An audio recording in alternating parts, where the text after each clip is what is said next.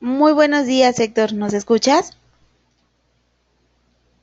Perfectamente, Diana. Muy buenos días, queridas y queridos idontonautas. Un placer estar con ustedes en el aula virtual de inteligencia dental en el ciberespacio. Diana, no voy a tener presentación, va a ser realmente una reflexión muy breve la del día de hoy. Entonces, si estamos listos, podemos arrancar a la hora que tú nos digas. Perfecto, Héctor. Muy buenos días, queridos idontonautas. Les saluda su amiga Diana Montoya desde el aula virtual de inteligencia dental. El día de hoy con una interesante conferencia patrocinada por nuestros queridos amigos de Dental RH y Estudio Odontotécnico. Es un gusto para mí presentarlo, como ya lo escucharon, al licenciado Héctor Flores. Muy buenos días, bienvenido, Héctor. Muy amable, Diana, muchas gracias. Queridas y queridos idontonautas, siempre es un placer tener la posibilidad de estar en contacto con ustedes. En esta ocasión, para hacer una breve reflexión en esta charla promocional del curso Asistente Dental 2017, al que no perdemos la esperanza que todavía muchos de ustedes que puedan ver esta charla se animen a inscribir a su asistente dental.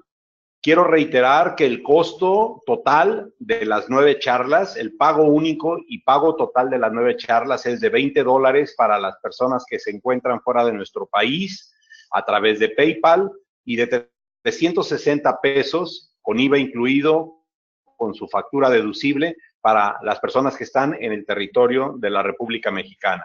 Creemos que es una buena oportunidad para que ustedes capaciten a sus asistentes. Si ustedes quieren tomar el curso, también lo pueden hacer y de seguro ustedes tendrán algún tip para poder implementar y mejorar la relación y la productividad en su clínica. Entonces, los invitamos a que se inscriban. Esta charla en vivo, que será la quinta, se dará el próximo jueves 31 de agosto y las 4 anteriores que ya se han dado están disponibles de forma grabada, la pueden ver ustedes junto con su staff, la puede ver la asistente dental las veces que ustedes quieran. Y si les parece, empezamos entonces con el tema del día de hoy. Y el tema del día de hoy es el capital humano, lo que antes se conocía como recurso humano. Hay discusiones que me parece no viene al caso analizarlas, si es capital o es recurso, pero en lo que hay una unificación es que es un activo muy valioso de la empresa, sea que se le llame recurso humano o que se le llame capital humano. Y también es lo más complicado.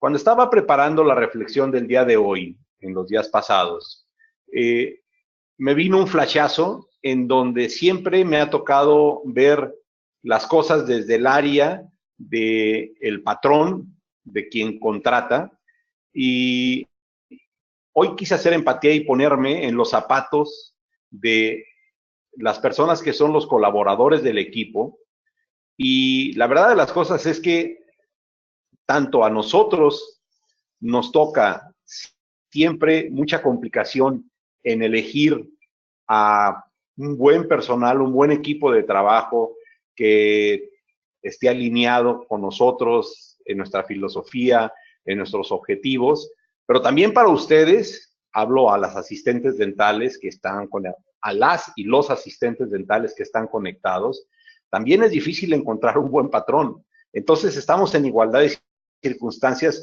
y pues lo que yo espero es que esta charla sirva, esta reflexión sirva para que se mejoren un poquitito las relaciones obrero-patronales, pero más de equipo líder, me gusta decir.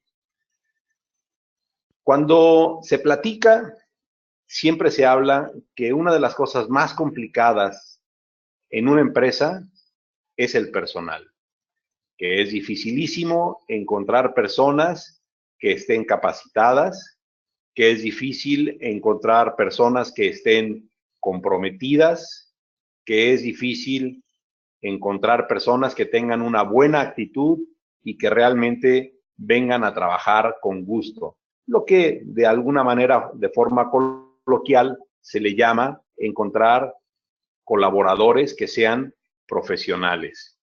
Pero como les comentaba, también puedo entender perfecto que debe de ser muy difícil para quien se emplea encontrar a un buen patrón, un patrón que sea patrón o patrona, un líder que sea alguien justo, alguien que les deje desarrollarse, alguien que tenga la capacidad de crear un clima dentro de la empresa en donde se trabaje a gusto, en donde se trabaje contento. Vamos a entrar muy rápido al tema. Lo primero que tiene que hacerse es la contratación. Entonces, la recomendación que les doy es tomen muy en serio la contratación. Yo tengo, ya están viejos los pastores, tengo más de 30 años, más de 40 años entrevistando gente y siempre es el mismo patrón y el mismo proceso. Nosotros hacemos el ofrecimiento de un empleo fantástico, de unas condiciones increíbles, de una posibilidad de desarrollo en la empresa y la persona que está entrevistándose promete ser muy responsable, promete ser muy comprometida, promete que va a ponerle todas las ganas y que va a aprender lo que necesite aprender para hacer las cosas que debe de hacer. Y ese encanto se pierde, y se pierde de ambas partes. Nadie gana en una guerra en donde el líder habla pestes de su equipo y el equipo de trabajo habla pestes de su líder. Ahí todos perdemos. Entonces, hay que tener un proceso de contratación lo más profundo, lo más serio y lo más cuidadoso, en donde ambas partes se abran y expresen sus expectativas, sus dudas, sus deseos, y que sobre todo quede muy en claro de qué se trata el trabajo. ¿Cuáles son los horarios? ¿Cuáles son los días? ¿Cuál es el sueldo? Pero también, ¿cuáles son las responsabilidades que tiene que cumplir la persona? Y yo siempre pienso que no hay engaño, porque cuando nadie tiene una pistola sobre la cabeza y llega alguien a entrevistarse y recibe un ofrecimiento de trabajo,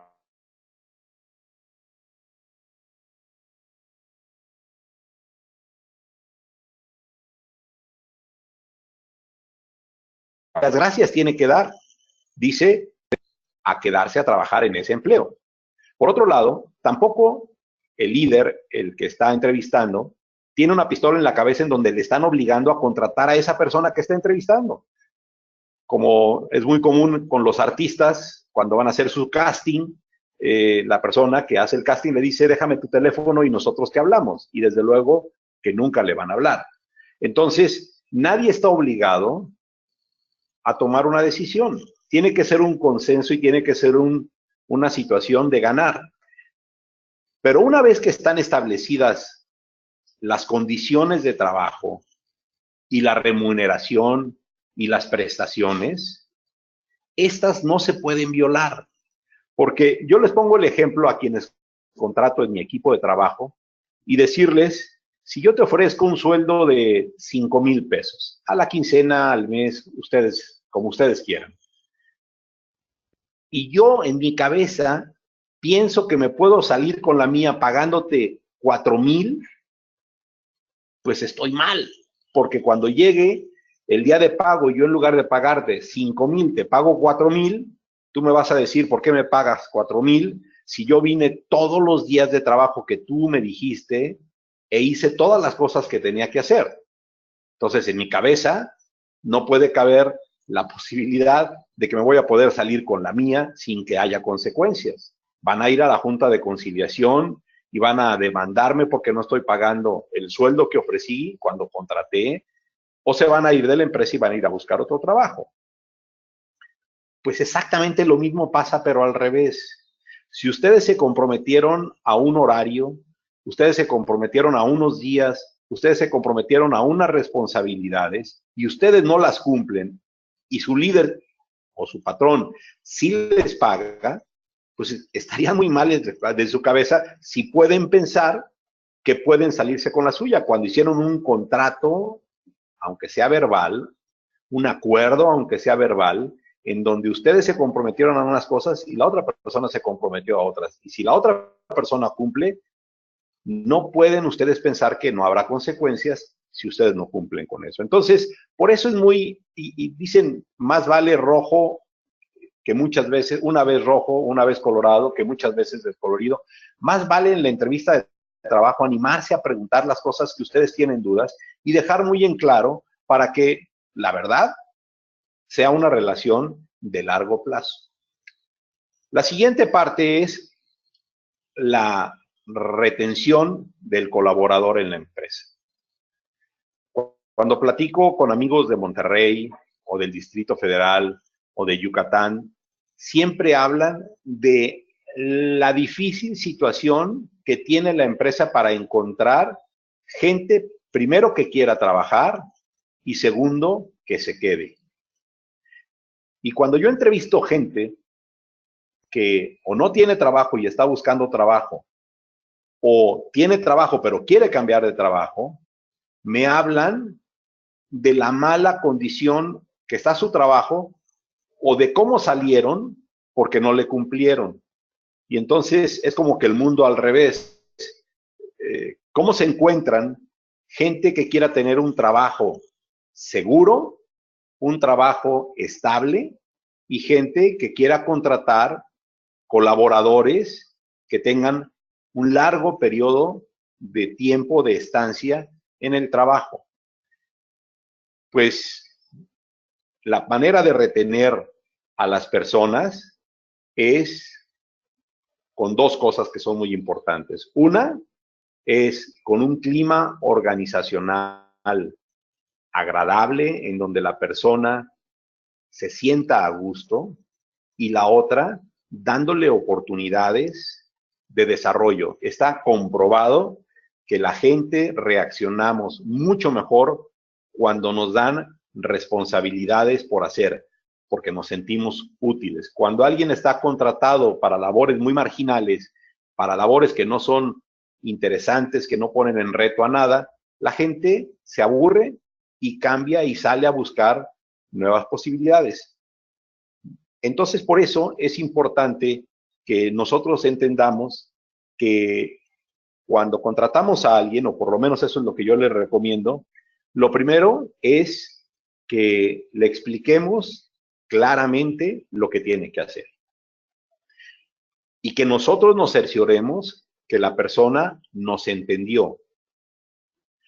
No basta con decirle a la persona sus responsabilidades y si no las entiende decir, es que ella no las entendió. Es una responsabilidad del emisor cerciorarse que lo que tiene que hacer le haya quedado claro y que lo haya entendido como nosotros queremos que lo haya entendido. Por eso la manera más fácil de corroborar que esto suceda es preguntándole, repíteme por favor lo que tienes que hacer y lo que son tus responsabilidades. Es más, si hay dentistas viéndonos, les invito a que hagan una prueba terminando la conferencia. Ustedes anoten en un papelito las 5 responsabilidades más importantes que tiene su asistente dental, volteen el papel en la mesa hacia abajo, sienten delante de ustedes a su asistente y pregúntenle, dime tus 5 responsabilidades o escribe tus 5 responsabilidades más importantes y luego contrástenlas, las que ella dice o las que él dice contra las que ustedes tienen. Y si no hay un match, pues ahí se pueden dar cuenta y es el inicio de entender del porqué de los problemas de falta de sintonía. La segunda cosa es saber si la persona tiene la capacidad desarrollada. Normalmente todos tenemos capacidades y tenemos potenciales. Lo que hay que preguntarnos es si están desarrolladas esas capacidades para hacer las responsabilidades que tiene que hacer. Si la persona sabe lo que tiene que hacer, pero no sabe cómo hacerlo, tenemos un grave problema. Entonces, es también menester de líder cerciorarse que la persona a la cual le estamos dando lo que le llaman el empowerment, el poder de que haga, sea una persona que tiene el talento y las capacidades desarrolladas para hacer correctamente las responsabilidades que tiene que hacer. La tercera es si la persona quiere hacerlas. Puede ser que la persona sepa lo que tiene que hacer, sepa cómo hacerla, pero no le guste hacerla y no quiera hacerla. Y trate de evitar hacer esas responsabilidades. Hay mucha gente que ha plasmado en frases que son célebres que hay que buscar trabajos que le gusten a uno y así no tendrán que trabajar ningún día de su vida. Hay quien dice que pagaría por hacer lo que tiene que hacer, de tan a gusto y de tan feliz que se siente haciendo. Jobs decía que hay que hacer las cosas con pasión y que si no les genera pasión lo que están haciendo, valdría la pena pensar en cambiarse de trabajo. Es difícil esto porque es muy fácil en la cabeza decir no me gusta lo que hago. ¿Y cómo es ese proceso de decisión para decir si me gusta o no me gusta? ¿Y por qué lo digo? Tenemos que tener muy claro que estamos haciendo lo que nos gusta para poderlo hacerlo bien. Entonces, ya van 3 condiciones que son entender lo que tengo que hacer, saber o estar seguro que sé y estoy capacitado para hacerlo y hacerlo con pasión porque me gusta lo que hago. Cuando esas 3 condiciones se dan, hay una cuarta que es el desarrollo. Siempre hay espacio para mejorar. Conocimientos, técnicas, aparatología, nos permite hacer las cosas mejor o más rápido. Siempre hay espacio para mejorar. Yo hasta ahora no me he encontrado una sola tarea en donde no haya posibilidades de hacerla mejor o de hacerla más rápido, de ser más eficiente y de ser más productivo y de ser más efectivo también. Entonces, tiene que haber la posibilidad de que la persona siga desarrollándose consistentemente. Estas 4 cosas, más un clima organizacional que sea correcto, que sea agradable, en donde se trate con dignidad a la persona, en donde se le ofrezca un lugar y herramientas de trabajo adecuadas. No puedo imaginarme a alguien que tenga que sentarse en una silla incómoda o que tenga poca iluminación o que el teléfono no funcione o que la calculadora no funcione o que la computadora sea muy viejita. Son las herramientas de trabajo y esté contento trabajando. Entonces, ese clima organizacional más todas las herramientas de trabajo, estas 5 cosas, en mi entender, hacen que la persona esté contenta y se quiera quedar en el trabajo. Y el desarrollo, pues como realmente lo pienso, no se alcanza. Hay mucha discusión sobre la excelencia y dicen que la excelencia nunca se alcanza. La excelencia solamente se puede perseguir, porque en el momento que alguien diga, ya soy o ya estoy haciendo las cosas de manera excelente, quiere decir que ya se va a quedar estancado haciendo las cosas siempre igualitas porque las está haciendo excelentes, ya no hay manera de hacerlas mejor. Y pues la tecnología y el desarrollo nos ha demostrado que siempre se puede mejorar, que siempre hay espacios y entonces la excelencia por eso se dice que se persigue y no se alcanza. Y por eso, una vez agotados estos 3 puntos que son contratar, retener y desarrollar, entramos a los otros 3 que son capacitar, motivar e incentivar. La capacitación o la educación continua es la única manera sistemática, didáctica de hacerse llegar de nuevos conocimientos, de nuevos pensamientos. Y no hay manera de que una persona que no esté expuesta a aprender nuevas cosas pueda hacer mejores cosas. Ya lo decían, si quieres tener resultados diferentes, haz las cosas de manera diferente. Si alguien tiene una limitación en su educación, en sus conocimientos, en su capacitación, eso le permite hacer las cosas de determinada manera y es la única manera que él o ella entiende que se pueden hacer y los va a hacer toda su vida exactamente igual, sin desarrollarse. Por eso la capacitación es algo que nos conviene en las empresas. Siempre la primera pregunta que me hacen es, pero es que si le invierto y capacito a alguien, se me va a ir. Y mi respuesta en automático siempre es, ¿y qué sucede si se te queda? Tienes a una persona que va a estar dando mal servicio y que va a ser improductiva en tu empresa. La verdad, nosotros en ningún momento en el curso queremos que las asistentes o los asistentes que tomen el curso se vayan de su clínica, pero también es una responsabilidad de los líderes, de las personas que están, de ir desarrollándose en consecuencia, porque a lo que sí está expuesta la asistente y el asistente dental es a conocimientos y es a compartir información. Y es un reto para el dentista o la dentista o el odontólogo darle esas condiciones de clima organizacional.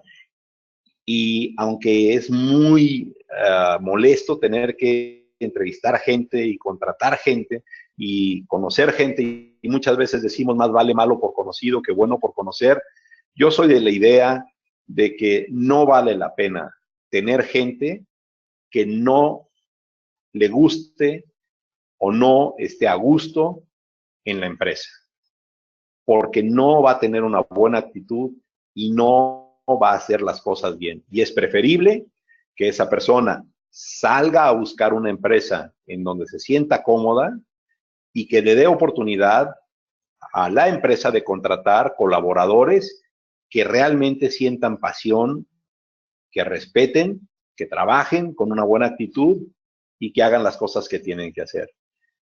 Es difícil, pero créanmelo, a la larga resulta mucho mejor de esa manera. ¿Cómo logramos motivar a la gente? Hay tres formas reconocidas de motivación. La primera es la patada del perro. Vemos a un perro echado, que no quiere hacer nada. Nosotros queremos que se mueva y llegamos y le damos una patada al perro. El perro lo que hace es levantarse, caminar unos pasos y volverse a echar. Y eso es lo mismo que sucede con nuestro personal cuando usamos la motivación de la patada del perro. Le gritamos y lo amenazamos que se va a tener que ir de la empresa y que se va a quedar sin trabajo. Y la persona se pone todo nervioso o nerviosa, se mueve. Cuando se voltea el líder, y vuelve otra vez a echarse. Ese tipo de motivación de amenaza es muy cortito y no funciona. La otra es la motivación de la batería. Cuando nosotros le ponemos a un juguete una batería, pues el juguete funciona el tiempo que la batería dura. Esto equivale a tratar de motivar a nuestro personal con un aumento de sueldo. Entonces le decimos, para que te pongas las pilas y para que hagas las cosas bien, te vamos a aumentar el sueldo por 500 pesos o por 1000 pesos. Y la persona de verdad que se emociona, pero pasado un tiempo que es más largo que el de la patada del perro, pero no lo suficientemente largo, la persona vuelve a caer otra vez en el desánimo y su actitud vuelve a cambiar, porque entonces está esperando que le vuelvan a dar otra vez otro aumento de sueldo. Y eso tiene un límite, porque en los escalafones, pues Cada uno de nosotros decidimos en nuestras empresas, este trabajo para limpieza, estamos dispuestos a pagar tanto al mes. Para este trabajo que va a ser para el recepcionista, estamos dispuestos a pagar tal trabajo, tratando de ser competitivos. Entonces no podemos exceder esos límites de sueldo y pues la desmotivación vendría. Y la tercera es la del generador. Y esa del generador es como cuando un carro tiene su batería y su generador de corriente eléctrica. La batería guarda reserva para cuando nosotros encendemos el switch, dar el chispazo, y cuando el motor empieza a funcionar, el generador empieza a guardar energía que se la vuelve a regresar de nuevo a la batería. Entonces, esa es una fuente de alguna manera muy larga, no es inagotable, pero es muy larga, en donde la motivación está. Lo que hay que intentar hacer es que la gente entienda que la motivación tiene que venir de ella desde adentro. Y es muy fácil que la motivación venga cuando está haciendo cosas que le gustan en un ambiente que le gusta. Y esa es la forma en que nosotros podemos motivar a las personas.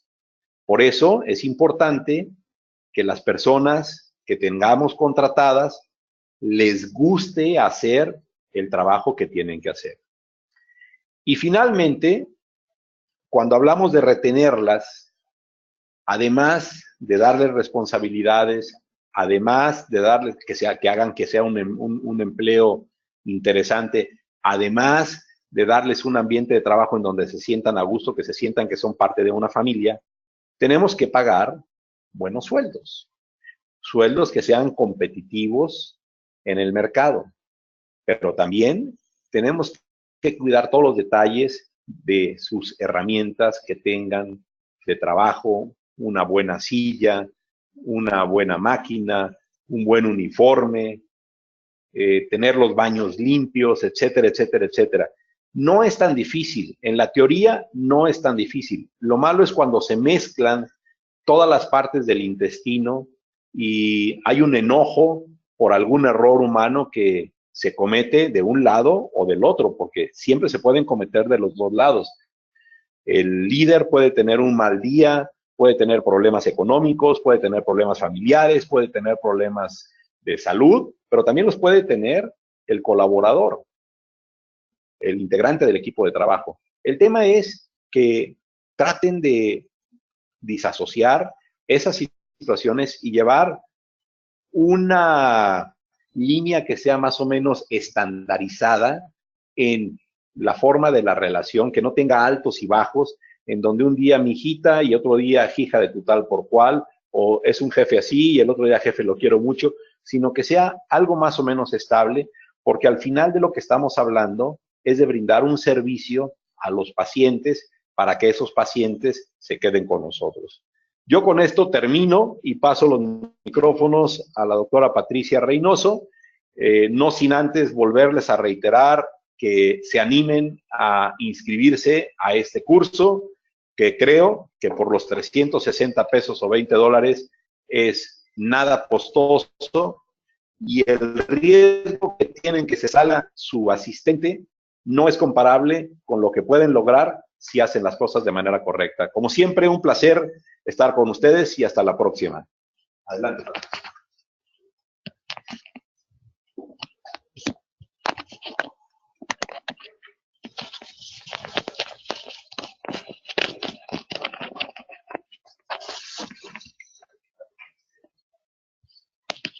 Bueno, ok.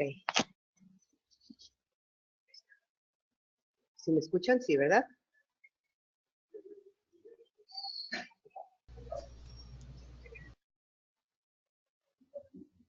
¿Esto?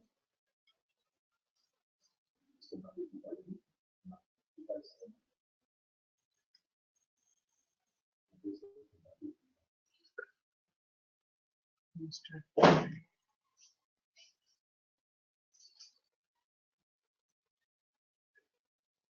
¿Ya? Aquí está. Y es que no veo aquí me falta una para ver.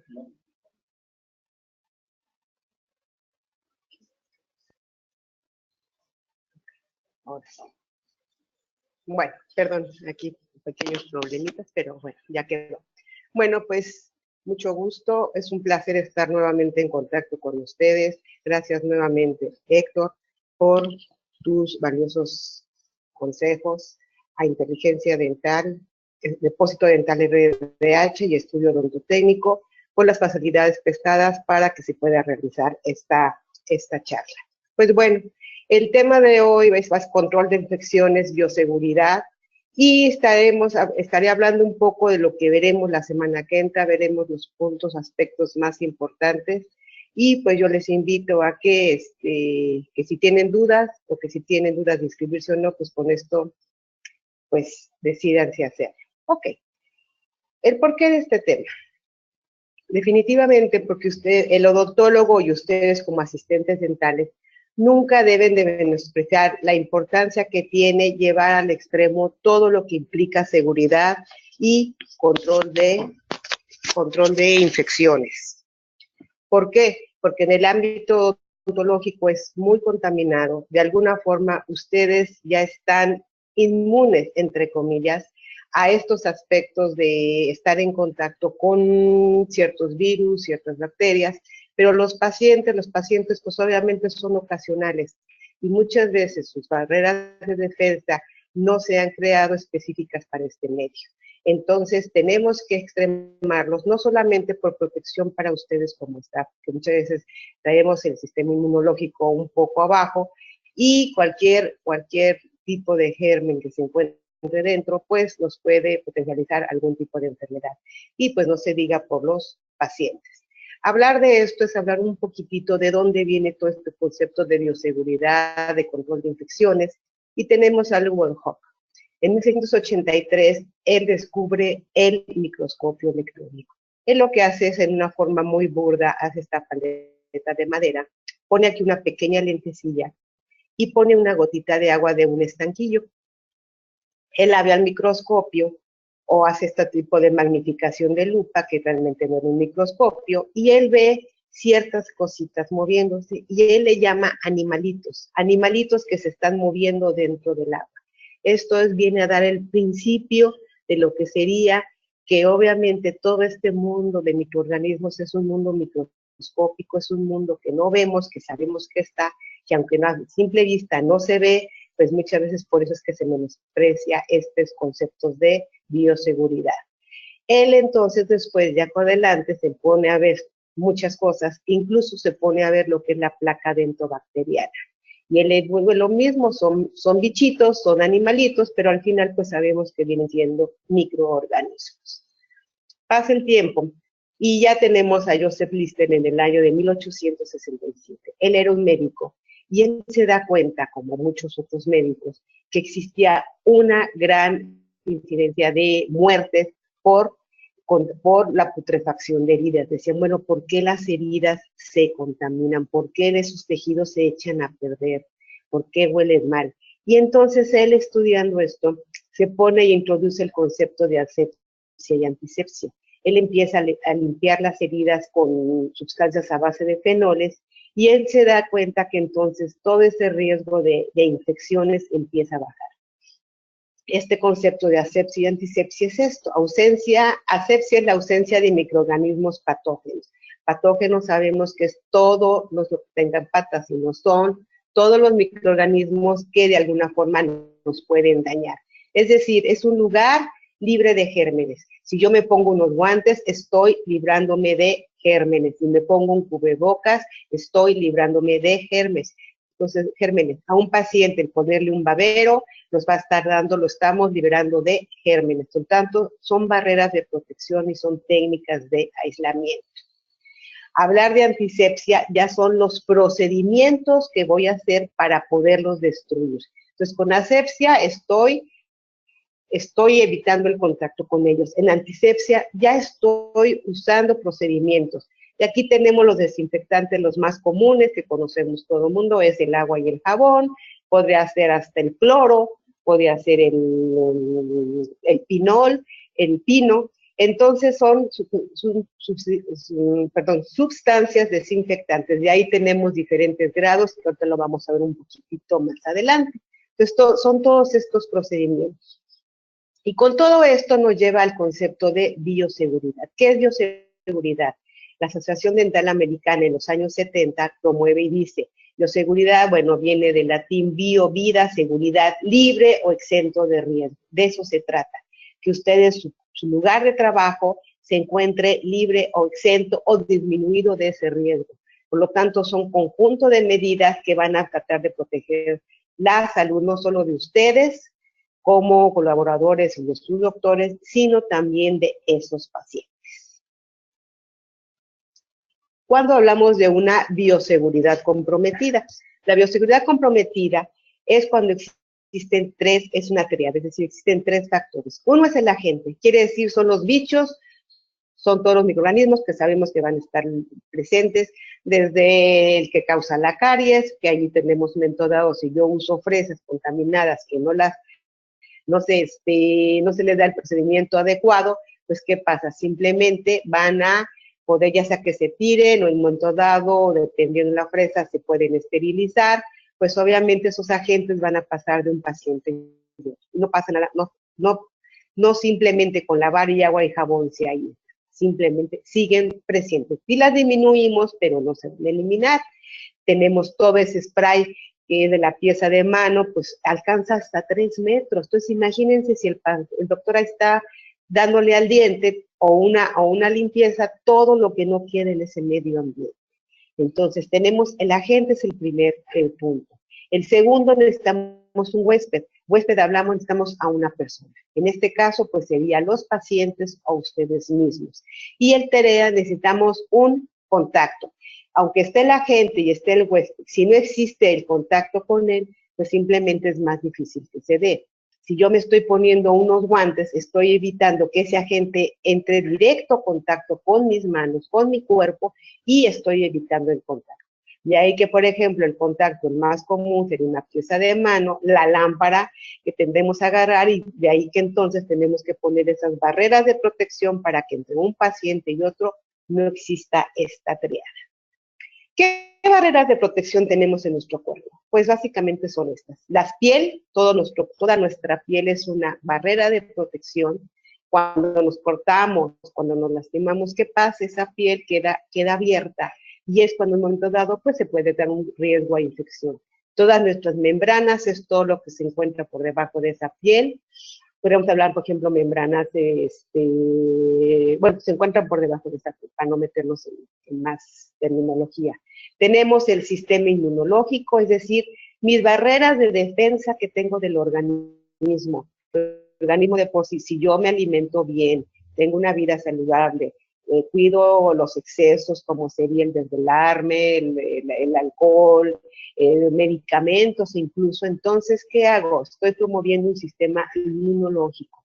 Y otro sería el uso de vacunas y medicamentos. Esto es básico y todos nos acordamos de nuestra infancia cuando nos vacunaban y no esperábamos a que ya crecer para que ya no me tuvieran que vacunar, ¿no? Y medicamentos, pues que obviamente van a ser otra barrera de protección, que en un momento dado nos van a ayudar a eliminar a esos microorganismos, ¿no? Esos patógenos.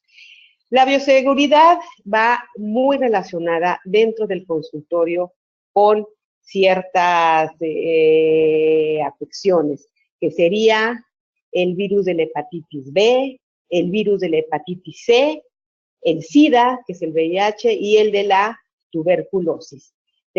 Estos siempre pueden estar, son los más comunes, los más latentes dentro del consultorio. Muchas veces decimos, no, si yo les preguntara ahorita cuál es el más agresivo o cuál es el que más fácil de contagiarme, pues yo sé que aquí todo el mundo me va a decir, no, pues la del SIDA. El SIDA es que hay que protegerse del SIDA, ¿no? Pues no, al final, el SIDA, aunque sí es, obviamente, sí tiene su top 10, por llamarlo de alguna forma, sí les comento que, por ejemplo, el virus de la hepatitis C en un momento dado es más agresivo que el virus del SIDA. El virus del SIDA, aunque ya estaremos hablando la semana que viene un poco más de esto, les puedo decir que de cada 100 pacientes, uno puede estar infectado de SIDA. En cambio, de hepatitis C es 1 de 40. Y la hepatitis C definitivamente no tiene vacuna y es mucho más agresivo. Entonces, tenemos que estar protegidos. ¿Cuáles son de estas vacunas? La de la hepatitis B, ¿cuántas? ¿Cuánto hay que aplicarla? ¿Cómo se aplica la tuberculosis? Todo esto lo estaremos tocando la semana que entra. Obviamente, con todo esto, nos queda esta reflexión. Hay que mantenernos informados y actualizados, como nos decía Héctor. Actualizado no solamente en conceptos de las resinas y de los materiales, sino también actualizado qué ha salido de nuevo en todo este ámbito de seguridad y de control de infecciones.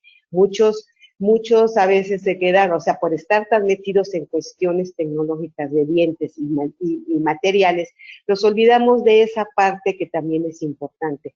¿Y qué pasa? Que a veces se les deja a ustedes como asistentes, tú investígale y tú hazle, pero pues muchos dicen, no, pues ¿dónde le investigo o qué compro o cómo le hago? Entonces ahí es precisamente esa mancuerna que tanto el doctor como ustedes con la información, como es la que ahorita van ustedes a recibir y la semana que entra todavía la vamos a cerrar un poco más en el aspecto de dar hasta, porque es de clásico, no, pues dígame nombres de empresas, dígame nombres de sustancias, de con qué limpio, con qué desinfecto, lo vamos a ver la semana que entra, ¿no? Entonces, mantenernos informados y actualizados, porque pues de nada sirve que les dé la fórmula y decir, ajá, mucho gusto, y esa fórmula que es, yo les diera otra, por ejemplo, cómprense para el pelo, no se compren algo que tenga lauril sulfato de sodio, y van a decir, ¿y eso qué es? Si ustedes ven las fórmulas de todos los champús comerciales, normalmente la mayoría tiene lauril sulfato de sodio. Entonces, eso es lo que va a hacer la limpieza del pelo. Y por ahí dicen que entonces, si traes el pelo ya, que se te maltrate menos y que si quieres que no se te ¿cómo se llama? No se te destiña tan pronto, no compres con lauril sulfato. Entonces, como vemos, muchas veces las fórmulas no nos dicen nada, pero una vez que ustedes se van metiendo y ustedes van viendo la información que viene en esos productos de desinfección, de esterilización, de soluciones enzimáticas, van a poder entender un poquito más este concepto, ¿no? Otro sería el vacunarse, que estaremos hablando la semana que entra, sobre todo de la hepatitis B, cómo es este concepto de vacunas. Aumentar la seguridad clínica de los pacientes también es aumentar nuestra propia seguridad. Ustedes dicen, ay, no, tampoco, doctora, pues yo no estoy trabajando en la calle, ni estamos tan tirados, ¿no? Esto, por ejemplo, es una fotografía de dentistas en la India. Es muy común ver estas prácticas en la calle, en la cual tienen aquí todo un de placas de otros pacientes, entonces prueban cuál les queda y hacen ahí su mezcolanza de acrílico de acrílico, y pues ahora sí que se la adaptan al paciente, ¿no? Incluso por ahí en YouTube me llama la atención de dentistas que dicen, yo no sé, los doctores ahora sí que del otro mundo, de América, de Europa, dicen que estudian tanto como para poner un diente, ni que fuera tan difícil. Yo aquí viendo en la práctica lo he logrado. Pues como vemos, esto es parte de una ignorancia en el cual, pues obviamente no podemos quedarnos con conceptos de hace 100, 200 años, ¿no? Tenemos que ir evolucionando. Y esto definitivamente, aunque esto no lo vemos aquí directamente en lo que es América, pues sí definitivamente tenemos otro aspecto que también es importante. De nada sirve tener una superclínica muy bonita con toda la tecnología si descuidamos conceptos. Hay un video por ahí que nos habla que dice si la saliva fuera roja.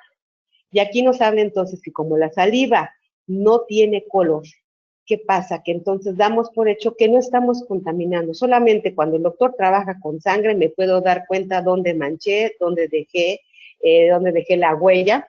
Sin embargo, como saliva, les repito, tenemos, por ejemplo, la pieza de mano, el hecho que usted está trabajando con el paciente, tienen el inyector, le pasaron al doctor el espejo, entonces con eso agarraron la pluma y luego se la llevan a la boca, o ya están pensando, o simplemente sonó el teléfono, no ponen aquí una barrera de protección ideal. Imagínense que esto fuera rojo, lo que fuera blanco, que fuera saliva, pero vean, aquí se tiñó y vean cómo cómo esto es lo que le llamamos contaminación cruzada. El hecho, les comentaba, de agarrar esa lámpara, de moverla, el doctor está trabajando en el viento, ustedes mismas mueven la lámpara, y estos bichos pues van a pasar a otro paciente. Por eso son las barreras de protección. O el clásico que agarran el algodoncito, levantan la tapa o pasan el expediente, ¿no? Una vez terminado, pues todo esto, toda la contaminación no solo se quedó en el cubículo, también se va a donde están todos los expedientes.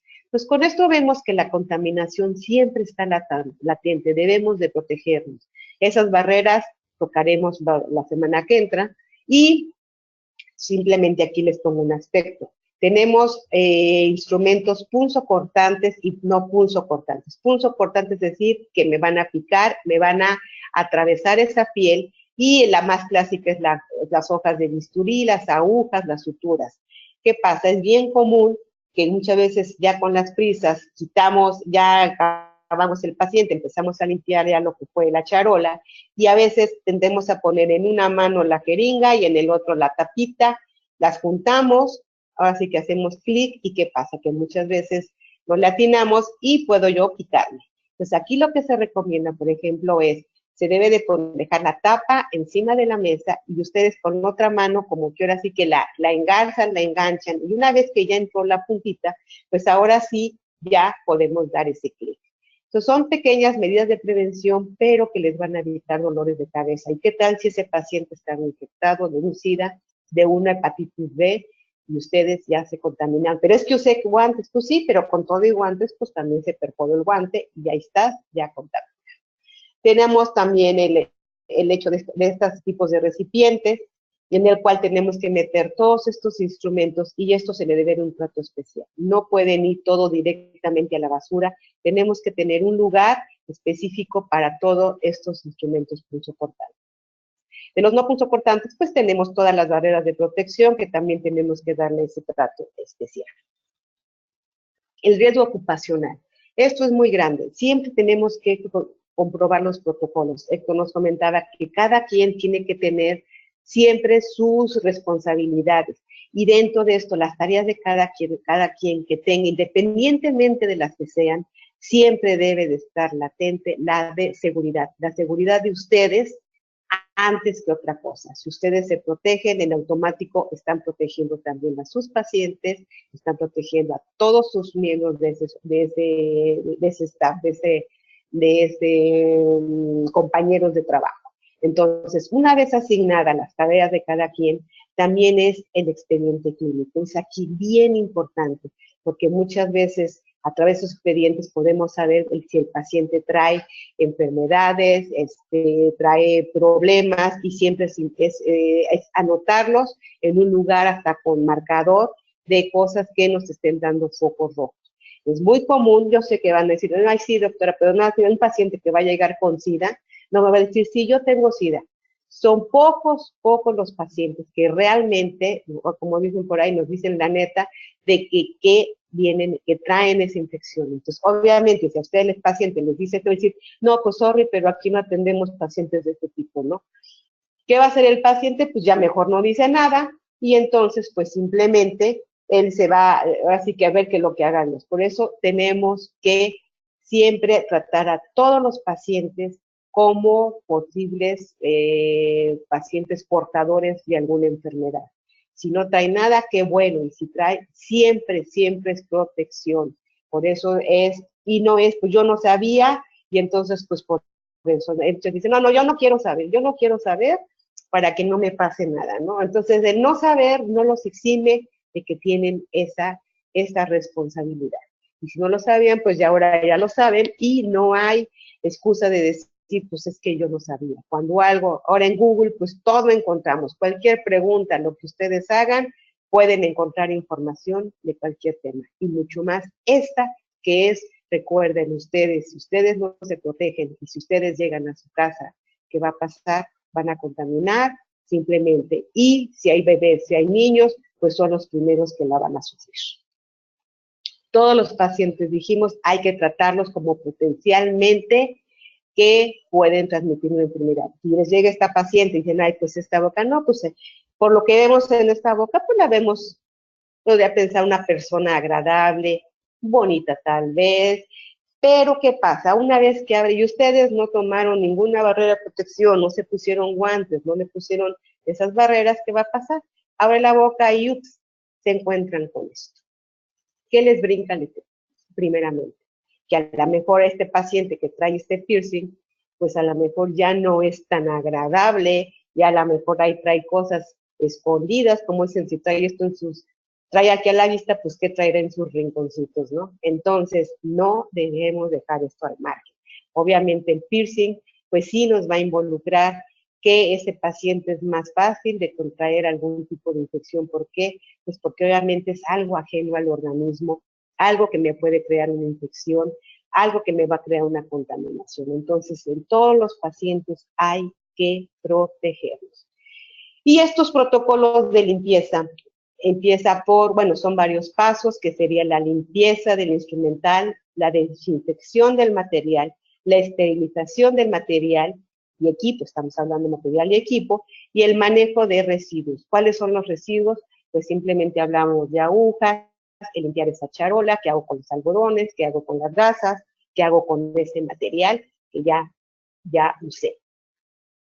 La regla número 1 es no violación de principios de bioseguridad. Quiere decir que utilicemos protocolos de desinfección y esterilización de instrumental. No es de que, ay, por una vez no pasa nada. Ahí nada más le echo jaboncito porque llegó el otro paciente y este es el instrumento que le gusta al doctor, y nada más le echo agua y jabón y le damos la persinada. Pues no, tenemos que seguir esos protocolos, ¿no? Por lo tanto, y aquí el más importante y el más básico, que es desde que estamos chiquitos y todos a lo mejor como mamás, siempre tenemos es, siempre que llegas de la calle, que es lávate las manos. Y esto implica también en los consultorios. Entonces, siempre que venga uno, es que no agarré nada, es que nada más me fui caminando, ni siquiera tomé el camión, ¿no? Pues no, pero en el medio ambiente está súper contaminado y en ciudades tan grandes como sería la Ciudad de México, pues no se diga, ¿no? Entonces tenemos que, aun cuando no hayamos agarrado nada, hay que lavarnos las manos. Y esto implica entre paciente y paciente. No porque traigan guantes, no hay que lavarse las manos. Hay que lavarse las manos, hay que disminuir esos riesgos. Entonces, de las manos, hablaremos ya la semana que entra un poco de la higiene, cómo hay que lavarse las manos, el largo de las uñas, y podemos encontrar incluso uñas, ¿qué tan grande o más chiquita? Tenemos las uñas y manos agrietadas. ¿En qué me puede indicar esto? Ay, pues si me pongo los guantes o las escondo para que no las vea el paciente, no. Todo esto son focos de infecciones. Unas manos agrietadas, aunque yo uso guantes, también me van a crear alta susceptibilidad. ¿Se acuerdan que hablábamos de las barreras de protección? Uno era la piel, la segunda son membranas. Aquí la piel ya no es la piel de aquí que la piel de acá. Pues aquí ya estamos hablando que ya rompimos barreras de protección. ¿Cómo lo vamos a hacer? ¿Cómo podemos evitar a esto? Ay, doctora, pues es que me la paso lavándome entre que lavo instrumental, lavo las manos, y a veces me toca hacer la chamba de limpieza del consultorio, y luego llego a mi casa y tengo que lavar, pues simplemente acabamos con estas manos. Hay soluciones en el cual jabones especiales, estaremos hablando, para que en un momento dado disminuir esto. Incluso hablaremos un poco de cremas, qué cremas usar o no, porque algunas pues obviamente no son compatibles con el material de los guantes, ¿no? Y entonces dentro de estas barreras de protección en el consultorio pues son las clásicas que ya no las sabemos, el uso de la bata, de los guantes, de las gafas. Las gafas no solamente son para el doctor, también son para ustedes y para el paciente. El uso de su cubrebocas, ¿no? También hablaremos un poco de los cubrebocas, que muchas veces los traemos entre paciente y paciente, los traemos aquí en el cuello, parecen gargantillas. Los cubrebocas no son gargantillas, nunca se ponen aquí, nunca se dejan aquí en el cuello, porque todo lo que ustedes, todos los bichos que se quedan en el cubrebocas, a la hora que se lo bajan o se lo meten en la bolsita de su bata, pues ya ahí se quedaron todos. Entonces, Spalding en 1968 nos habla de que hay instrumentos críticos, semicríticos, no críticos y los de superficies ambientales. Y en base a estos parámetros podemos entonces saber qué tipo de soluciones o qué tipo de desinfectantes o qué tipo de esterilización tenemos que hacer. Los críticos son todos aquellos instrumental o equipo que penetra a y traspase esas barreras de protección del cuerpo. Entonces, que penetran. Por lo tanto, ¿cuál es la recomendación? Esterilizar. Otro sería los semicríticos, es decir, tocan mis mucosas, pero en un momento dado no están perforando. El más común serían las portaimpresiones, por lo tanto, aquí tengo que, acá es por calor, que sería el autoclave, esterilizar aquí puede ser un esporicida, ya hablaremos un poquito más adelante. Los no críticos tocan la piel, y aquí simplemente, esto sería pues simplemente el sillón dental, deseamos la lámpara, las piezas aquí lo que es la unidad, el manual de unidad, todas nuestras superficies, y tenemos que usar sustancias tuberculosidas. Y quiere decir que maten el bacilo de la tuberculosis. Y tenemos las superficies ambientales, en la cual pues simplemente es lavar, como sería el trapear ese piso con alguna solución. Limpiar. Bueno, con todo esto yo les pregunto, algunas se han preguntado, ok, si estamos hablando, por ejemplo, en un restaurante, ustedes van, les dan sus cubiertos. Los cubiertos, pues obviamente ni los platos están esterilizados, ¿no? Dice, pues doctor, usted está diciendo que si toca la membrana, como sería un portaimpresiones, pues una cuchara, un tenedor, pues también toca mi membrana, toca mi boca. Entonces, ¿ahí qué hacen? Pues si no la esterilizan, ¿qué pasa? Pues bueno, aquí en teoría, pues claro que entra dentro de esta clasificación, pero pues definitivamente pues ya es un concepto que ya entra en otro ámbito, ¿no? Aquí nosotros lo que tenemos que hacer, pues en teoría sí debería de ser, ¿no? Pero sabemos que no es. Entonces simplemente es, pues ¿qué hace uno? Pues tratar de ir a lugares en los cuales no tenga yo ese riesgo, o por lo menos sepa que sí lo lavaron con agua y con jabón. Obviamente en restaurantes muy grandes, pues ya los meten en lavavajillas y se da hasta cierto punto, entre comillas, este proceso, ¿no? Aunque no 100%. Entonces sabemos con esto que en el consultorio, pues una cosa es restaurantes y otra cosa es en el consultorio en el cual tenemos que tomar todas las medidas, ¿no? Ahora bien, ¿qué es el SEIE? El SEIE es el Centro de Esterilización y Empaquetamiento del Material, el instrumental. Instrumental. Entonces, el SEIE no necesita ser una clínica súper guau y súper lujosa, simplemente es un área que yo estoy destinando para hacer ese centro de esterilización. No es posible que aquí mismo, donde yo estuve trabajando, pasándole al material al doctor, aquí mismo me pongo a hacer mi proceso de esterilización. Pues no, simplemente tenemos que tener, aunque sea una hora pequeñita, pero que sea exclusivo para esta zona. Y obviamente aquí estamos hablando de todos nuestros residuos, desecho de estos residuos, que son la limpieza de nuestra charola, de nuestra unidad, y todos estos conceptos de realmente aquí es el manejo del instrumental que lo voy a llevar a esta zona, decíamos en el proceso de la aguja, en fin, todo esto estaremos tocándolo la semana que viene. Ante duda, siempre lavar para desinfectar o esterilizar. No es agarro el instrumental y luego lo pongo a esterilizar, no. Siempre se debe lavar. ¿Cuándo hay que lavar? Pues cuando esté sucio. Y si hicimos un procedimiento, pues está sucio, aunque ya nada más ha sido para verle, a ver, abra la boca, déjenme checarlo, pues ese instrumental ya está contaminado. Por lo tanto, y siempre, siempre va a ser mejor esterilizar que desinfectar. Tenemos que cambiar la forma tradicional de lavado. Se les hace conocido una forma de trabajar así. Yo creo que en muchos consultorios se da. ¿Por qué? Y no es culpa de ustedes a lo mejor. A lo mejor es culpa de que pues no ha habido esa capacitación, no se ha hecho más a profundidad. Y nos quedamos muchas veces con las ideas de que nos enseñaron en la universidad. Y entonces, ¿qué pasa? A lo mejor algunos doctores ya son muy grandes o estuvieron más metidos en un tema y entonces pues se olvidan con estos conceptos, no menospreciamos y damos por entendido que ustedes como asistentes lo tienen que saber. Claro que lo tienen que saber, pero para esto ustedes, obviamente, no, pues yo no soy el que compro, yo no soy la que compra los materiales, ¿no? Para hacer estos procesos, pues no, pero ustedes sí pueden informarse y pedirle al doctor el comprarlo para protección de ustedes, de sus pacientes y del mismo doctor. Entonces, cambiemos esta forma de trabajar. Aquí es una propuesta que estaremos viendo la semana que entra, en el cual ustedes literalmente no tienen que meter la mano para estar tallando, y esas son las bondades de las soluciones enzimáticas. Hay muchas en el mercado, no es simplemente agua. El jabón, agua y jabón sí es una solución enzimática, entre comillas, es un detergente, pero hay soluciones enzimáticas más potentes, enfocadas a la clínica. Son las con las que vamos a estar trabajando, son las que les daré la semana que entra. ¿Para qué? Para que evitemos todo este tipo de situación, ¿no?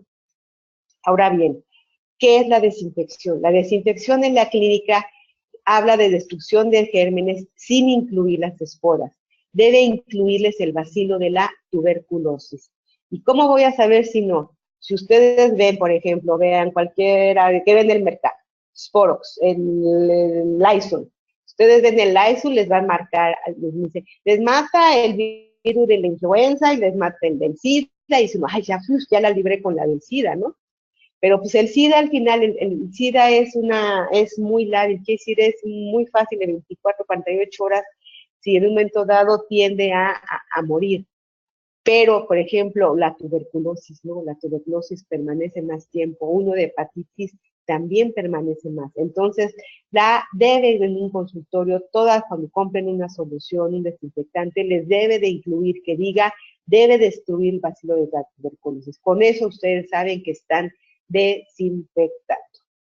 Hablaremos también de marcas, hablaremos un poco cuáles son, para poderlas identificar a lo mejor por nombre. Yo aquí les puedo decir un nombre, pero pues nos están haciendo el favor de escucharnos en otros países, diciendo pues es que esa no existe aquí, pero a través de esas fórmulas podemos un poco más poder buscar. Pero aquí la palabra clave es busquen que digan que sean tuberculosis, es decir, que mate el bacilo de la tuberculosis.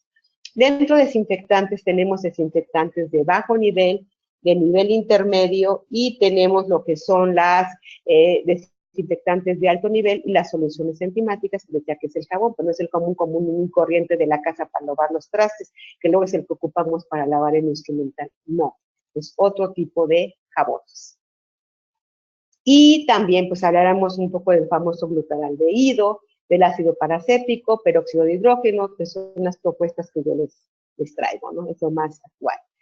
La desinfección y lavado de instrumentos, entonces dijimos, cambiaremos esta forma por algo más actualizado, algo más de protección. Y ya sea que ustedes lo hagan en recipientes o en común y corrientes o en ultrasonidos, en el cual obviamente al hacerlo en ultrasonidos también estaremos tocando este punto. ¿Qué pasa? Que entonces, perdón, estaremos hablando de ultrasonidos y en los cuales entonces, pues obviamente siempre va a ser mejor esta desinfección. Ultrasonidos en una solución, en un lugar donde en un recipiente son 60 minutos y en un ultrasonido pues se pueden ahorrar hasta 45 minutos. Después hay que lavar, enjuagar y hacer una forma u otra, el empacado y el sellado y obviamente la esterilización. Es lo que estaremos tocando la semana que entra. Hablaremos un poco de estos racks también, de estos cassettes.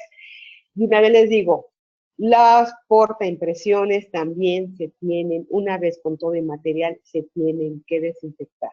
Estaremos hablando de soluciones, al igual que el equipo que se encuentra en el consultorio, cómo es la buena, correcta forma de hacerlo, cómo se limpian esas superficies, no nomás es llegar y le muevo en circulitos, sino hay una técnica para ir arrastrando todo eso y no volvamos a recontaminar una área, ¿no? Recuerden que entonces tienen que ser tuberculosidas y virusidas, es decir, del virus. Ahora bien, ustedes en las unidades también, ¿con qué? Yo les pregunto, ¿con qué están desinfectando o limpiando todas las tuberías? No, pues yo nada más agarro, dijo el doctor, que nada más agarro una cubeta, le echo cloro y con eso. Aquí el problema es que si lo están haciendo con cloro, pues están quitándole años de vida a esa unidad, a esas tuberías. El cloro es muy corrosivo. Existen sustancias específicas para limpiar. Y esto es la famosa película. Es el famoso cerrito que se forma en las tuberías. Uno mismo lo ve en su casa, que simplemente ve cómo se va formando. Entonces, ¿qué tenemos que hacer en el mismo lavadero, no? Ese sarro, esa película que se forma, hay soluciones en la cual vean, si uso agua y jabón, y a lo mejor cloro, pues vean cómo se encuentran esas tuberías. Sin embargo, si usamos soluciones enzimáticas específicas para tuberías, pues obviamente no se disuelve, estamos desinfectando, acuérdense, no estamos esterilizando, pero vamos a reducir esta placa.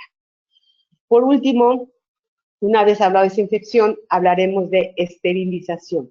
La esterilización hay 3 formas: hacerlo en frío a través de soluciones enzimáticas, que esto es cuando no podemos contar con un tipo de esterilización en seco, que sería el famoso, se me fue el nombre, ese tipo de esterilizador en seco, se me fue el nombre,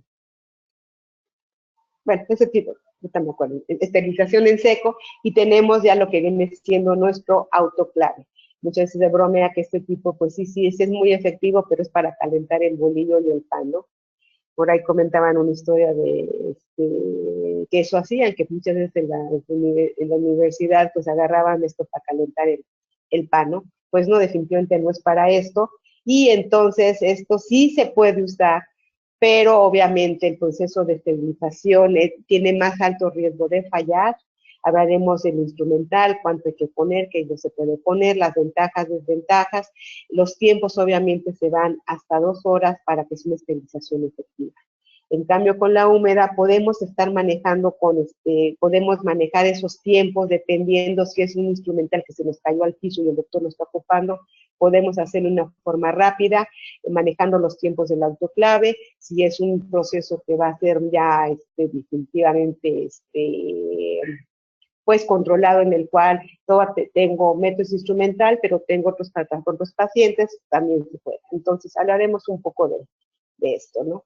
Y recuerdo, bueno, aquí hablamos que en el frío son todos aquellos instrumental de equipo que no se pueden esterilizar en un momento dado. En ese momento, por ejemplo, cuando se hacen brigadas en el cual no existe la cuestión eléctrica, pues es cuando se emplean estos desinfectantes de alto nivel. Y hablaremos de esto. El autoclave, ¿qué hace básicamente? Va a calentar el agua, y una vez que se caliente el agua, se va a eliminar ese aire, y entonces lo que se hace es, se libera esa presión, se va a empezar a formar un vapor. Es cuando se va a dar la esterilización. Y aquí lo que se va a hacer, se reduce la presión, y este proceso se hace 4 veces. Con esto, una vez que se da, se va a eliminar el vapor, se va a hacer secar, y último es el enfriamiento y entrada de aire limpio por descompresión. Básicamente es como trabaja un autoclave. Hablaremos de las cintas testigos, qué tanto son efectivas, qué otras alternativas existen, y pues ya por último hablaríamos que entonces, ¿qué vamos a tocar? La esterilización. La esterilización va a destruir todos los microorganismos, incluyendo las esporas. Las esporas es lo más difícil de eliminar, y solamente una esterilización lo va a dar. Una esterilización de alto nivel con soluciones sí me las va a disminuir, pero no está aún al 100%. Entonces, la esterilización puede ser a alta temperatura, baja temperatura o metida en soluciones líquidas. La desinfección de alto nivel se va a dar cuando sumergimos en líquidos de 30 a 40 minutos. Las infecciones de nivel intermedio, que es lo que decíamos que vamos a emplear en el consultorio, son aquellas que mínimo traen destrucción del bacilo de la tuberculosis para arriba. Si trae tuberculosis, créanme que ya estamos hablando del SIDA, y estamos hablando de otro tipo de bacterias, de virus. Y tenemos las desinfecciones básicas, las de bajo nivel, que serían pues prácticamente las soluciones comunes y corrientes que usamos en casa. Sería esto. Por último, les digo, el protocolo de desinfección y esterilización es una práctica que implica conocimiento y constancia y disciplina. No debe ser visto como un gasto, sino como una necesidad de protección en sus consultorios. Pues con esto termino, nos vemos la semana que entra, y aquí les dejo los datos nuevamente por si algunos de ustedes no se han inscrito y están interesados en hacerlo. Recuerden que si no escucharon las pláticas pasadas, estas se encuentran grabadas ya en forma privada, ya se les mandaría el link para que ustedes las puedan checar y disfrutar las veces que quieran. Y si no, pues todavía nos quedan pendientes 4 pláticas más, que serían pues muchas gracias y nos vemos la próxima semana. Diana, te cedo los micrófonos. Héctor. Hay algunas,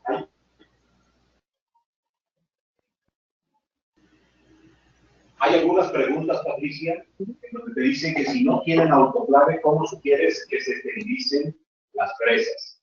Bueno, pues es que aquí realmente las fresas podrían meterse en una solución en frío. Esto lo haremos la semana que entra, no me quiero adelantar, pero definitivamente las fresas tiene que ser en autoclave. No puede ser, y acuérdense que también las fresas no son eternas, porque muchas veces pues sí los doctores se encariñan con sus fresas y son desde las de que salieron de la escuela, ¿no? Entonces las fresas no son eternas, hay fresas específicas que son para una o dos veces, por ejemplo las de que son para implantes, pues nos marcan que son 10 veces de esterilización, no de uso, de esterilización. Entonces eso definitivamente sí tiene que ser por medio de autoclave.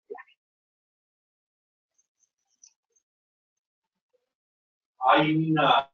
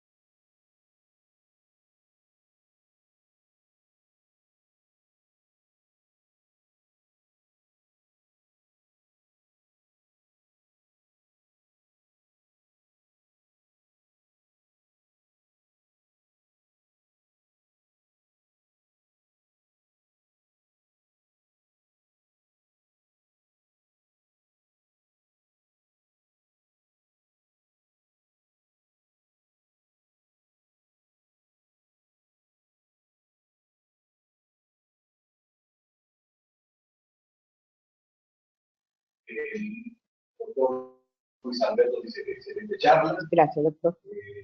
¿Qué solución enzimática recomiendas? Es que hay varias, doctor. O sea, no quiero ahorita meterme a marcas porque van a decir, ay, pues nos están promoviendo las marcas, ¿no? Entonces, prefiero hacerlo la semana que entra. Son, simplemente les digo, ustedes tomen la pauta de que son soluciones. Número uno, que no son no son las de la casa. Ustedes vayan con marcas, con compañías dentales serias, y en un momento dado ustedes van a ver las fórmulas. Simplemente les digo, tiene que decir soluciones enzimáticas y tiene que ser de tuberculosis para arriba en caso de soluciones desinfectantes, de soluciones específicas, enzimáticas, debe decir que son específicas para la clínica. Pero sí podemos recomendar que contacten a nuestros patrocinadores COA Internacional y Bamasa. Bamasa, ellos tienen productos muy buenos, incluso Dentadec también tiene, entonces ellos tienen productos específicos para todo este tipo de bioseguridad. ¿Algún comentario sobre la esterilización en frío? Bueno, sí es buena, entre comillas, se usa en frío cuando no podemos, no tenemos la posibilidad de hacerlo en forma de autoclave o en calor seco. Obviamente nunca va a ser tan efectiva, les comentaba, por ejemplo, en lugares que son muy remotos, que ustedes que no hay luz y entonces están haciendo brigadas, o consultorios donde no es posible esto, o es, por ejemplo, en lugares que se hacen labores sociales, son soluciones de alto nivel. De alto nivel implica que no es meter en instrumentos, son estos mismos desinfectantes, pero son soluciones que se tiene que dejar por lo menos, ahí sí son 6 horas. No es el cloro, no es el cloro, son soluciones enzimáticas. Como dijo Héctor, si ustedes ven de Bamasa, tiene algunos, también tenemos de Dentadec y también tenemos de Shermack también, aunque no es, también tienen productos muy buenos para estos procesos. ¿Qué piensas sobre el esterilizador de rayos ultravioleta? Bueno, es que por ejemplo, incluso hay unos que son el rayo gamma, pero estos como que muchas veces están enfocados más a clínicas, a la mejor en estéticas, que los tienen ultravioleta. La verdad, pues ¿para qué nos complicamos? Yo creo que lo más fácil es definitivamente hacerlo con autoclaves. Los autoclaves ahora han bajado mucho de precio, hay todas las facilidades del mundo y no es presto decir es que están muy caros y no tengo dinero. No, hay hasta planes de crédito para hacerlo. Créanme que si ustedes están protegiendo, van a proteger a sus pacientes.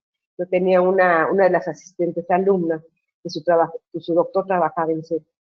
Y entonces es que siempre hay un alto índice de que los pacientes se infectan. Que sí se infectan, ¿por qué? Porque no se está llevando a cabo ese proceso. Recuerden que ningún proceso es malo, todos son buenos, pero hay pautas. Les adelanto, por ejemplo, una esterilización, les digo, en frío ya son mínimo 6 horas, con soluciones específicas. Les digo, de estas marcas que les digo, son buenas, pueden existir más.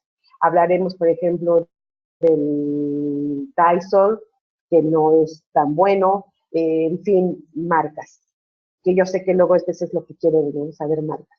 Y de desinfección, les puedo decir también del calor en seco, que tiene que ser por lo menos 2 horas. Siempre se comete el error de que se hace, uno le pone le da uno el relojito, dice, el relojito dice 60 minutos, le dan una vuelta al relojito, dicen con eso estuvo, no, tienen que ser 2 horas después, ustedes asistentes. Son 2 horas, una es para que se caliente apenas, y si ya abrieron ese calor en seco, abrieron ese horno y metieron un instrumental que les faltó, ya se echó a perder esa hora. Tienen que volver a esperar, tienen que volver a marcar 1 hora, y la esterilización para que se dé tiene que ser 1 hora más. Estamos hablando de 2 horas. Contra un autoclave, que son procedimientos muy fáciles y se manejan con los tiempos, pues hasta en 20 minutos tenemos ya una esterilización, ¿no?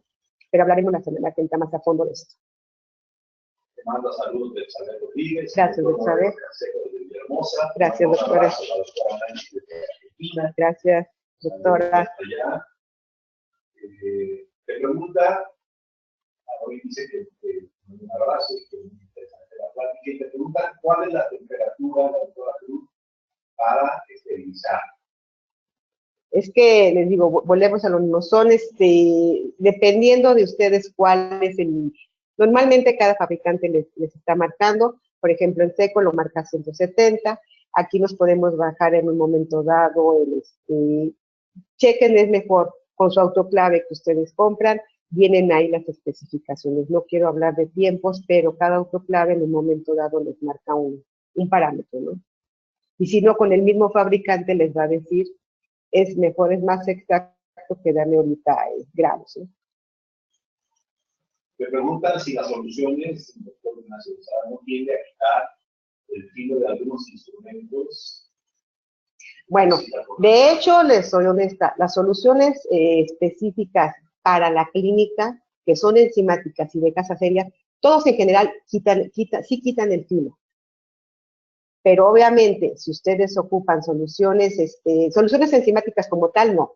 Como desinfectantes, sí, porque ya estamos hablando que si queremos esterilizar son 6 horas, y ese instrumento, por muy bueno que sea, sí se llega a quitar el filo. Pero nunca va a ser igual que si, por ejemplo, emplean soluciones como caseras de agua con jabón. O sea, eso pues no les va a quitar el filo, pero tampoco les está desinfectando ni les está esterilizando, ¿no?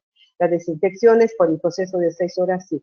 Y una vez les digo, los glutaraldehídos, como sería el clásico Vapirex, sí quita más el filo que si ustedes emplean soluciones de una mejor generación, ¿no? Muchas gracias por todos los saludos que nos envían de muchas partes del orbe de habla hispana. Gracias. Es un gusto, de verdad. Hay una pregunta para mí que dice, ¿cómo es que hay una guía para el sueldo?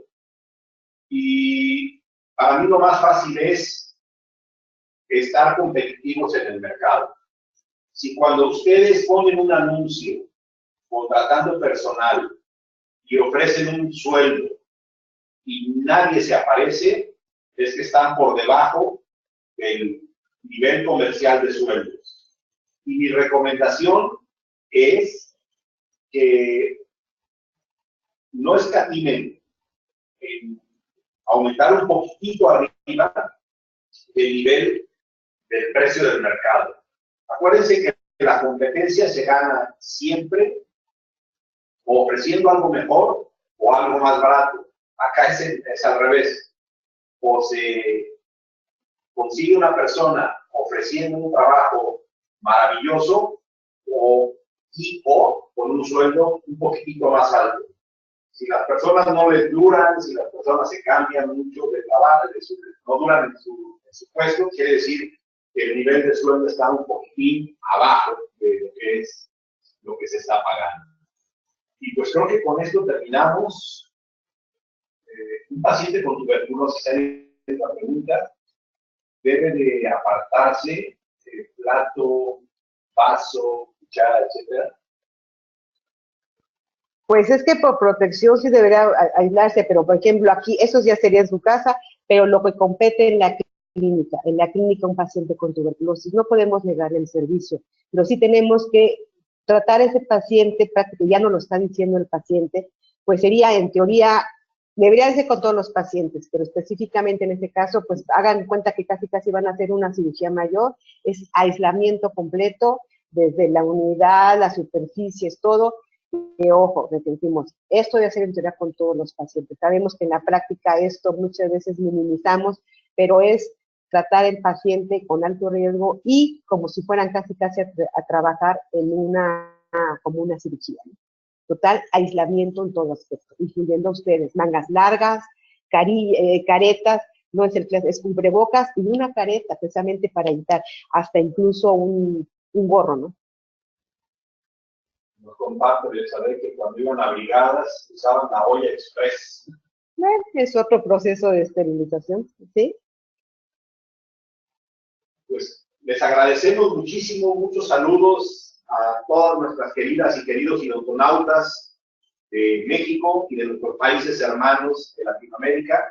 De verdad esperamos que se animen a inscribirse a este curso de asistente dental 2017 y que sirva para tener una mejor relación.